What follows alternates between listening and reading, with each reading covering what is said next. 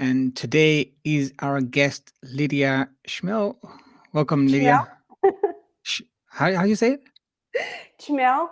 Chmel. Chmel. Yeah, don't worry. Nobody can say it. It's okay. Chmel. So, welcome, Lidia. And you have been coaching for quite some time now with your own company as a leadership, um, midlife coach. So there's all kind of different kind of coaching that you do. How did you get into coaching? Yeah. Uh, well, my background is finance, right? And I graduated from university as a finance specialist. I got into big five at the time. And the next 15-ish years, I was in PwC with the break for maternity leave, having my first three children.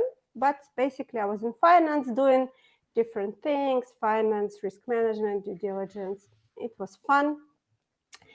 But then kids kind of started to grow, and I started to question things, and I had this passion, or this kind of thing that said I want something of my own. And I didn't know, and I went to London Business School, and I had executive MBA, which was a good format because it allowed for me to still keep the job and be a mother. Now, I wouldn't say it was easy, but I managed. And it gave me a lot of insight into the entrepreneurship. I took a lot of entrepreneurship courses and stuff. And then I thought, okay, I need to try something of my own. And since I didn't know at that time, I had no idea what I like, what I want, what are my values, what are my like deep desires. And I thought, well, the easiest question is do something you have knowledge of or things about. And the thing I knew a lot were children because I had three. Well, outside job, outside finance, right? So I with a partner, I left corporate world, and I set up a kind of kids club, but I organize it that it's not only kids but kids and moms club, because I was going to all these kids activities and I was always looking at the moms like sitting doing nothing, scrolling, kind of being bored. And I said, well, that's such a waste of time. These moms should be doing something for them, right? So the idea was kind of, while kids are doing something like painting, some developmental classes, moms could be doing something else. Now, 3 years later, I realized I'm not interested in kids. I have enough at home. Well, but I was so into like moms, because I opened up the whole world of self-development, or things that could be taught or could be kind of done with moms. And I started doing them, or actually organizing them first, then assisting the teachers or the trainers or the coaches, and then said, oh, I want to do that as well. And that's what I said. Okay, I need a coaching degree, because I had accounting degree, I had university, then I had accounting degree, ACCA, then I had MBA.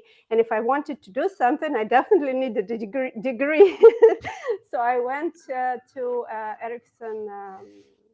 Ericsson coaching in Canada. I did it online, yeah, and I got a coaching degree, and that's how it started.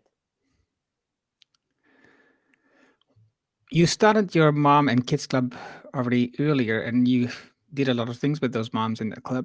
Why did you feel that you needed like an education and a diploma in coaching? I guess it old school. I don't know. I thought if you're doing something, then you become I just felt responsibility that because people started trusting me. I'm a nice person. I'm very likable. but so it's like I have no difficulty to sell or to attract people, to attract clients, and it was very natural because I'm very passionate. When I do something that I like, I become passionate. But then I feel responsibility for these people, and I'm like, okay, well, there must be some theory, structure, because I'm coming from finance background and like very structured thinking. That's what I thought. Like, I need some frameworks, I need some models, and that's what Erickson gave me. Like, it gives you a model. It's the same with habit coaching. That's why I went ahead last summer and got the habit coach certification, because I got into habit coaching a long time ago. But then when I learned there is actually a certification, I thought, oh, I need to get that, because somebody already did a lot of testing, a lot of learning, and they came up with frameworks, with structures. I need to go and learn those to apply, because I feel responsibility to my clients to give them best results. They come to me, they can learn everything and they can do everything themselves. Now there is no shortage of information. It's all available, books, free online guides, even courses at very cheap price.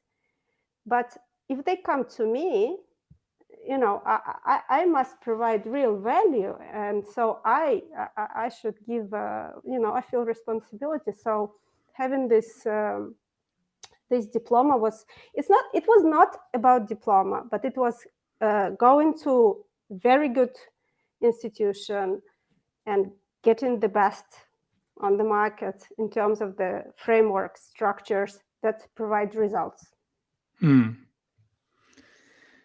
Why is it that how did you use habit coaching, the habits in those programs with the moms, for example? Yeah, it's actually, when it started, it was funny.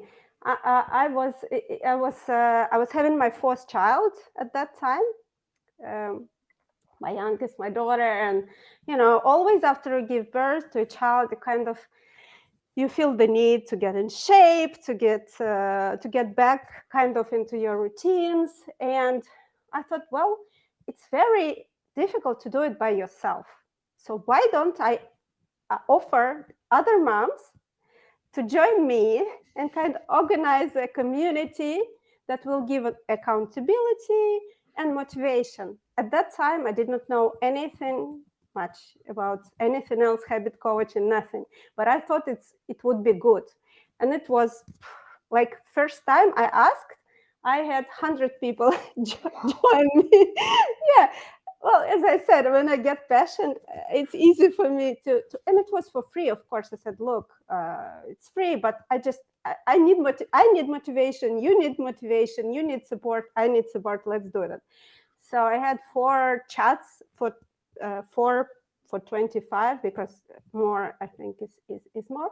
And that's where I started. That's how, and it was very successful. A lot of them had success. And that's probably first time I felt, wow, this power of accountability. And that's where I get interested on, okay, what impacts, because some people succeed, some women didn't succeed. And I got interested because I'm kind of naturally curious. Okay, what was wrong? Because I succeeded, some others succeeded. And then I started to learn more that, oh, this is habits. I started reading about habits and so on and so forth. Yeah, and then it ended up in the habit certification this summer, when I learned that actually there is the whole platform and the whole community, and like so much more. And how do you think that the part of the community of having like 25 people in a group is helping you and is helping the members? It's I think it's keeping it tight was important at that time. Yeah. And I still kind of think the smaller communities work better, because you start It gets personal. When there is 1,000 people or even 100 people, it's easy to get lost. Kind of, you miss a day, you think nobody noticed. If you're 25, like you're, maybe nobody knows, but then I, as an organizer, say, hey, what about you? You haven't checked in today. What's wrong? So, and one-to-one coaching, that habit coaching, obviously that's the thing. So you check in or you get noticed 100%, right? Right. So small community, first of all, you cannot get lost, or it's more difficult to get lost, right? And secondly, it gets personal. It's kind of, people, and the support. You do things not only for you, which is important, but also for other people. And because a lot of people, I think about 40% are obligers. Obligers are those from Gretchen Rubin classification of 4 tendencies, those who are very good with external obligations and not so good with internal obligations. I'm an obliger. And a lot of people, 40%, more or less. So an obliger, I do things sometimes because I know that it will motivate others. So in a smaller group, that gets amplified, right? Because your impact is greater on a smaller group, right? I guess two of these elements, and just a community, it's just closer ties get developed over the period of, I don't know, 30 days. Usually it's 30 days challenge or something like that. By end of 30 days, you become. I'm still good friend with people. I had these challenges 8 years ago. The ties get very, very, very strong. Do you still do challenges? Not at the moment. Not at the moment. As I told you, we recently moved to Israel from Portugal, and it took a lot of energy from me. And not at the moment, but I still believe that they're good. They're good. Right now, I'm participating in a challenge myself. What kind of challenge? Okay, so I participated Ship 30 for 30. I don't know, Right. you heard about that one? Yeah, Yeah. writing online. And basically, I use it to get back to the consistent writing and shipping. Yeah, it's not about writing so much, it's about shipping. And I'm changing my focus. For a long time, I'm kind of was on the fence whether continue coaching and writing in Russian or switch to the English. And it was always kind of a hesitation, a bit of self-doubt for me. But then I made the decision, look, it's time to move on. It's not about my ability to express. It's not even my language proficiency, not anything like that. It's just my internal limitations. And I use this challenge to overcome them. So I'm writing every day on Twitter and LinkedIn, atomic essays. Now we're going to more other forms of writing. But yeah, I'm doing it now. 20 days in, I think. Right. Right. And because when I look at your profile on Coach.me, you Yeah. see quite a number of testimonials in, my guess, Russian. Yeah. But is the challenges that you had at first and everything after that was mostly with Russian women? Yeah. Russian speaking, right? Right. Right. Because you shouldn't forget there's a big Russian speaking community outside Russia, even in other parts of Russia, other parts of the world, or like even Ukraine, probably not at the moment, but like Belarus and the former USSR republics, those are Russian speaking. And then Russians who immigrated, because last 30 years, there's been a huge immigration from Russia. So that was my main, I guess, audience, the Russian speakers outside Russia. Yeah. And is it now, well, you're getting back into it because you just moved to Israel, but do you just focus on like personal private coaching, or also do you work with people within the company, for example? No, I haven't approached companies yet. I was thinking about it, especially in Israel. Israel is a huge high-tech sector and startups, and they're developing. And obviously, there is a big need for coaching because fast developing companies, people are under huge pressure. And as you know, the topic that I'm currently focusing in is burnout. And obviously, startups is commonplace for people to burn out.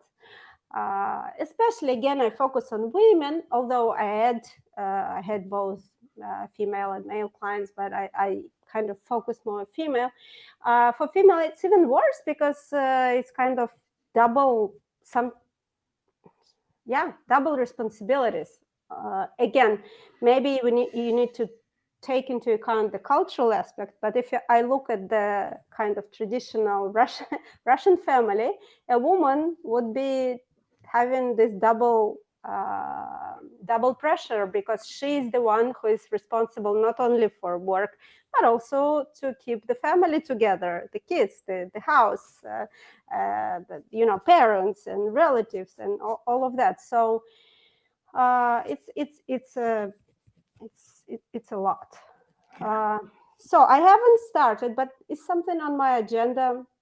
We just started to settle down here, and I think startups can benefit a lot from having a habit coach or life coach or someone who can help people to navigate and avoid burnout.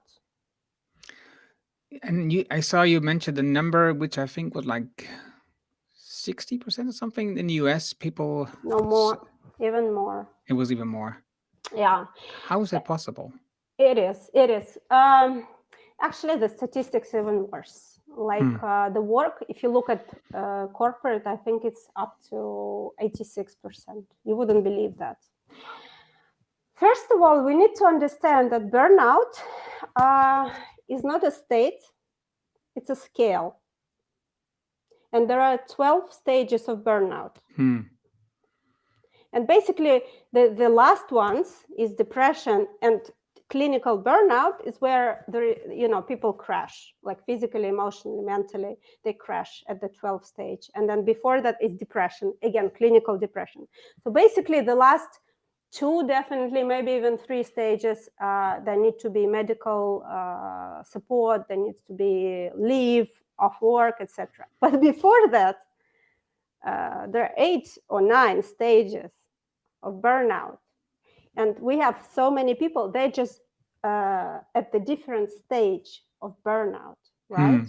So this is first, we need to understand that someone who says I'm burned out and another person says I'm burned out, they might be on a different scale of burnout, okay? Again, like depression, there are different stages of depression, right? But burnout even more, like 12 stages, right? This is first. Yeah. Second, we need to understand that the pandemic that we had, the COVID period, we all were affected by it. So there is effect of this, also burnout because of isolation, right? Like because Zoom does not sufficient for human connection. It does not a good substitute for human connection, and because we were trapped in a physical kind of restriction and many other reasons. So pandemic basically made us all 100% on this scale. Now, depending on how resilient you are, and that's another topic of my interest, the resilience, because I think This is the quality or the skill that everyone needs to work on, because without it, the future is going to be even more unstable, difficult, throwing black swans at us that we don't expect yet. So if you consider learning any skill or improving any skill, that should be resilience. So Right. depending on your resilience level, the pandemic moved you on the scale of burnout, whether one stage, three stage, or down to the bottom. So I guess one plus another, right? Um, and that's what we have. Hmm. And that's what we have. What are some important habits that you use to prevent or turn around one of the lower stages of depression of burnout?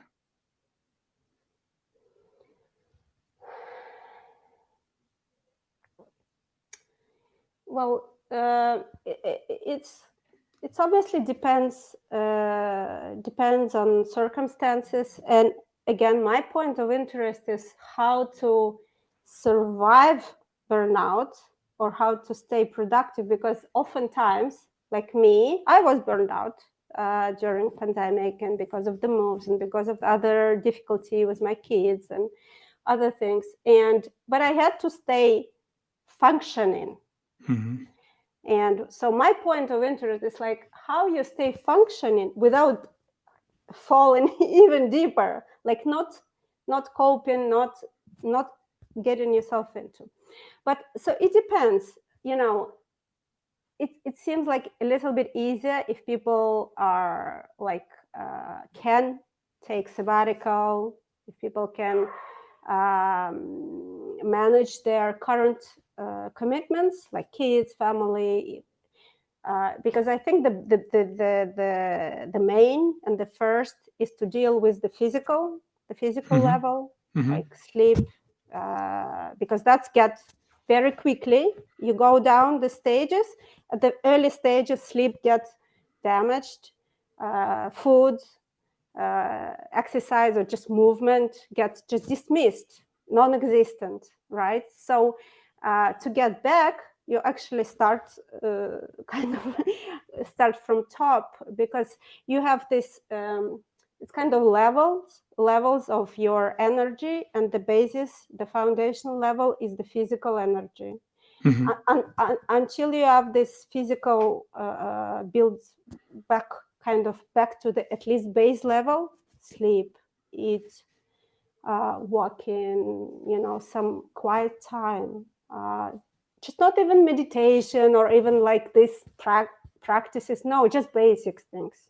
Because often people, the lower they are on these stages of burnout, this is just damaged completely. And then also eliminating bad habits, because usually the lower people on the stages, the more self self medication or bad habits they have: coffee, alcohol, scrolling, shopping. I mean, you name it, right? So basically, restoring the baseline physical stability, and then removing this over caffeine, sugar, and other things that induce spikes in dopamine, and just ruining your dopamine system and just your hormone system. Yeah, I think this the step number one. Hmm. So, do you see, because you've been focusing on women up till now, and do you see that you will go more towards like companies in the future, or will it still be a lot of um, individuals that you will be coaching? I would love to go to companies. I think it's good, because if company can sponsor having the employees, I would love to see that. I had some interviews with women who are burnt out, and I cried. Like Hmm. I'm very emotional. I just cried. I had an interview just to learn more, like discovery interview about your ideal client sort of interview, And I finished the call and I just cried because I felt, I mean, it just, and I know that it's difficult would be for her to change things unless the employer is interested in changing things. You see, that's what I mean. Yeah. So, on one hand, I can say, you know what, I'm going to work with women. And if the employee is not supporting, they either leave or they start their own business. And that's what many coaches do, right? I would love to change it on a scale. And if you want to change it on a scale, then obviously you need to go higher up. And I'm coming from a corporate background. So for Right. me, I understand how corporate thing work, and I would love to see more leaders and corporations, especially startups, because kind of, if they're here for a cause, not just for money, and that should be kind of part of their values, part of their principles, not just on the website, right? So I would love to. Yeah. So you also written a book, Yeah. which I cannot read, but Yeah. yeah, there it is. It's beautiful. And what is, because I couldn't read it. But what Yeah. is it about? Yeah, I told you I love writing. Like writing, I think uh, from writing I kind of understand things. I teach things. I understand myself. I understand the world. Kind of, this is my thing. It's my thing.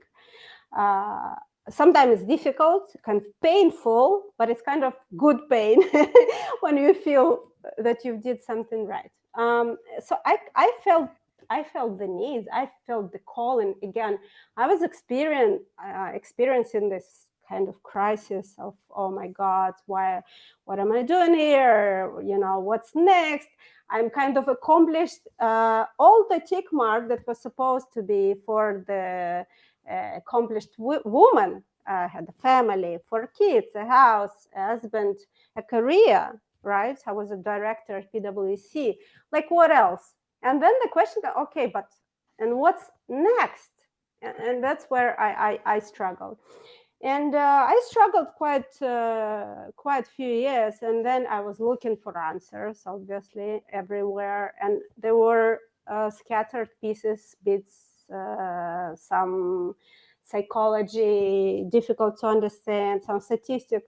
So I decided I just learn everything, put it together in one place, and that's what it is, and some of my stories. So it's kind of a collection. Is both a memoir and very technical, kind of science-based statistics or explanation of the facts, like what is the midlife crisis, when it happens, why it happens, and what to do with it. So I had this calling, and I wrote this book. How did you feel once you completed the book? Um, yeah, before I kind of finalized and published it, I had this because it was difficult, because a lot of all the stories are very personal there. I tried to be as vulnerable, as open as I could. Otherwise, I thought there is no point. Okay, so I either have to be very vulnerable, or it doesn't make sense, because and it's true, because the feedback I hear from my readers is that, oh my God, I read this and that's exactly how I feel, or that's exactly. So it was worth it, but at the moment it felt very hard to do that, very vulnerable. The idea in my mind was like, oh my God, only like my family read it and they will think horrible things about me, so nobody else will read it. It was, I'm sure every writer goes through lots of fears like that. And then I thought, okay, but maybe because it's the last part, the fifth part, is very practical. It gives a lot of tools and techniques and books and movies, because I love movie coaching. It has very, very practical kind of steps to go through and to get out of the crisis. So when I was writing it, the idea was, once I publish the book, I have some sort of educational program, or a coaching program, rather, coaching program that people can go through with me as a coach, as a guide, and go through and get out of the midlife crisis. Now, once I published the book, I was not so I was not so so kind of in favor of that idea anymore, for various reasons. We can go there, but yeah, I explored other things, and I still think this is one of the things that kind of at the end of my life, or the 80-year jubilee kind of test, that would be one of the things I will be very proud of. Mhm. I can imagine. So two things I'm wondering with the book is, first, did it help you in your um, personal midlife crisis to write and finish the book? Absolutely, absolutely. It took me about 3 years to finish the book, and it was not like I was writing for 3 years. No, it was like I started to think about it, then thought, oh no, it's bad idea, went to do something else, then come back, then go, because I was still experiences. And while you're in the middle of crisis, it was still too raw, too painful to do that. Then, as I was going out of the crisis, I think it was easier. So I come back and I finish. And while I was finishing it and putting it on paper, it was like a kind of closing the gestalt. It's like putting it to bed. It's like okay, that's it. I'm putting a stop to it. It's kind of, but it's a funny thing. The midlife crisis is a thing that is not the end. You cannot. It's the beginning, because it's the beginning, but it's just another journey, completely different. You can be stuck in this crisis, or you can actually kind of go to completely wrong trajectory if you don't. I love the quote. It's in my first. It's in Russian, but I'll try to translate it. I love it. Barbara Bradley, she has a book on midlife crisis, and she says that the midlife, it's not just a period; it's a hub, it's a Heathrow, it's it's um, it's a crossroad where the decisions you're making define the rest of your life. This is in the beginning of my book, and that's how I view it. So once you've kind of finished this turbulence, then you choose the trajectory that you take. And people, unfortunately, there is no kind of staying the same. That's not possible. You either grow, you take the route of self-development, self-exploration, going higher, or actually you degrade. Unfortunately, there's only two options. Right. And you just mentioned in what you were talking about movie coaching. Yes. What is that? Movie coaching. There is a cinema therapy or movie therapy. No. All right. So I took the course, me.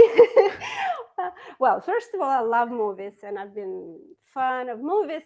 I don't know. It's kind of a condensed compared to a book or something else, like a movie. I love movies too. Yeah, and for the movie coaching is when you pick movies, and what I have I don't know, 16 or 18 chapters, and for every chapter I have 2-3 movies related to the chapter.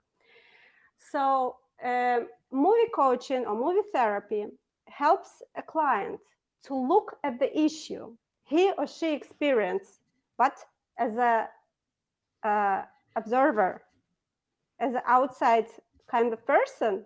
Hmm. And it's much more, when your friend experiences an issue and he comes to you or she comes to you and tell you the issue, oh, I know the solution, right? You know the solution to a friend.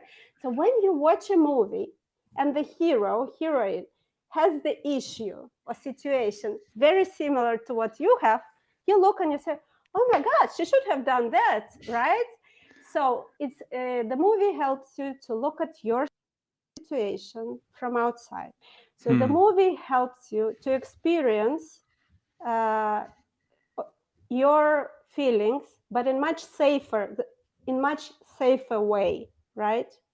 When something is difficult to accept in yourself, it's easy to see that and accept it first through the character, the hero, the heroine, and then kind of and then you kind of get the insight in yourself. Yeah. Love it. That was that's beautiful. I I will use it from now on. So, what was one of the favorite movies that you shared in your book? Well, Eat, Pray, Love, obviously. Why? Well, because it is about midlife crisis and searching for meaning, etc. So, Eat, Pray, Love. Obviously, it's a good one. The one thing I don't like is like she leaves whatever behind and she went on a journey, right? She goes on that journey. Lovely. I have 4 kids, and a husband, and a house to take care, and a job. I can't do that. Yeah. No. So that's the only kind of thing I don't like. But you can still kind of understand, and they speak very good things from that movie. Well, there are many. There are many movies. There is at the end. There is a list. Let me check. There is a list of all the movies from the chapters. Yeah, there are many. There are Yeah. many. Yeah. Book Club is a good one. I love it. Tally is a great movie. It's about motherhood and how difficult it is. Yeah, Tally, I love that movie. Big Little Lies, I love them. Joy, Oh. I mean, Julie and Julia. I, Yeah. I Yeah. mean, Yeah. there are Yeah. so many. Yeah. I love optimistic movies, obviously, because Me I'm too. big proponent of optimism. Why? Because optimism is the foundation of resilience.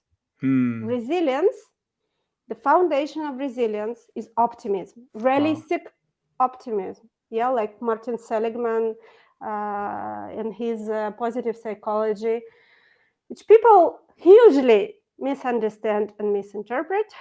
Let me put that caveat, right? Because they think that positive psychology thinks that we always have to stay positive. No, that's wrong.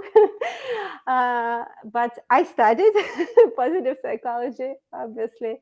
And this is the foundation. The optimism, the realistic optimism, is the foundation of resilience. So I love movies, obviously, with optimism embedded, embedded in it, kind of showing that there is a way, there is a solution. Um, I think I found the most important reason why I'm resilient now. Great. A lot of And I will use movies now to even improve that part. Yeah, absolutely. Yeah, there is, as with happiness, we born with the certain kind of intrinsic or born level of happiness, or born or intrinsic level of optimism. Some people are lucky, like probably you. Me, I also have very high baseline level of optimism. Some people are not that lucky, but in any case, this is not set in stone. It's not like character. It's not like some trait. It's not like hair color, right? It's or height. It's something that you can improve. Yeah, yeah, I agree. Okay, I want to show you as a watcher Sure. of the video. Um, this is the page on coach.me of Lydia. Yeah. Probably This is need the link. updating. I'm That's bad okay. at You that. can update it later after this, but so that people know where to find it. Here you Sure. see also your book and how you sign, and you have the final copy of your book in your hands. Um, what I also want to do is say that if you use this one, sorry, not this one, Oh, this one, there's the QR code. You can scan it. You go directly to the page of oh, Lidia Chmel, and yeah, I think it's just wonderful to learn from you, and I learned a lot already in this conversation, and I think it was wonderful to learn how you talk about this group, this teaching of the group of the mothers, how it all ignited later on doing these challenges. Um, then wanted to learn more about coaching because you felt responsible to doing it the right way, and now you're slowly moving probably to coaching more in companies, also with the yeah, issues you see on people who have burnouts issues, especially in startups, but in yeah, general right now in the moment that we are in, like Corona, but also or COVID. Well, like you just mentioned, we see that probably more black swans, a theory. If you look up the book from Black Swans, you can understand what the theory is. It's really important to be and build resilience. Like you just said, it is something you can improve. So it was very helpful to learn from you today. Thank you for that, Lydia. And the video, if you want to rewatch it or you just want to watch it, yeah, also the audio version of this episode will be published on blog.coach by me by Monday. So this is this Monday. And thank you for joining us so far. Thank you for listening to this conversation with Lydia. And um, I hope to see you next Friday at the same time. And once again, thank you, Lydia. thank you. Thank you. It was fun.